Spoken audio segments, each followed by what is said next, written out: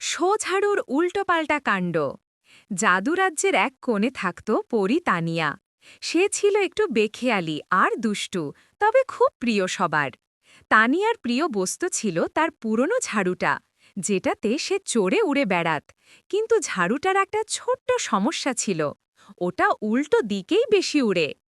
একদিন সকালে তানিয়া ভাবল, আজ রাজকন্যার জন্মদিন, সবাইকে চমকে দিতে আমি চকলেট বৃষ্টি ছড়াব। তাই সে তার ঝাড়ু নিয়ে উড়তে শুরু করল। কিন্তু ঝাড়ুটা হঠাৎ গোঁ গোঁ শব্দ করে উল্টো ঘুরে গেল, আর চকলেট বৃষ্টি ঝরানোর বদলে শুরু হলো ঝাল মরিচের ঝড়। রাজপ্রাসাদের সবাই চিৎকার করছে, আগুন আগুন, চোখে পানি। রাজকন্যা কাঁদতে কাঁদতে বলে, তানিয়া, আমার চকলেট কোথায় গেল? বেচারি তানিয়া নিচে তাকিয়ে দেখে, আরে না, আমি তো মরিচের বোতল উল্টো করে ফেলেছি। সে তাড়াতাড়ি ঝাড়ুর দিক সোজা করতে চায়, কিন্তু ঝাড়ু এবার আবার নতুন কাণ্ড করল। এবার সে মেঘের ওপরে উড়ে গিয়ে বৃষ্টি নামাতে লাগল, কিন্তু সেটা ছিল লাল রঙের স্ট্রবেরি সিরাপ। পুরো রাজ্য তখন চকচকে মিষ্টি রঙে ভরে গেল। রাজা হেসে বললেন, এটা আবার কি নতুন বিপর্যয়? আর রাজ্যের শিশুরা খুশিতে জিভ বের করে সিরাপ চাটতে লাগল।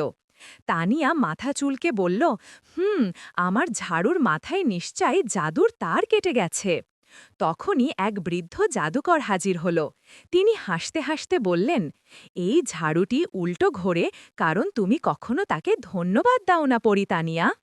তানিয়া অবাক, ঝাড়ুকে ধন্যবাদ? জাদুকর বললেন, হ্যাঁ, প্রতিটি জাদু জিনিসেরও মন থাকে।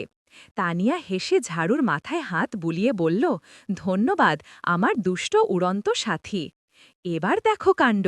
ঝাড়ু নিজে থেকে ঘুরে দাঁড়ালো, চকচক করে উঠল, আর তানিয়াকে নিয়ে ঠিক মতো উঠতে শুরু করল।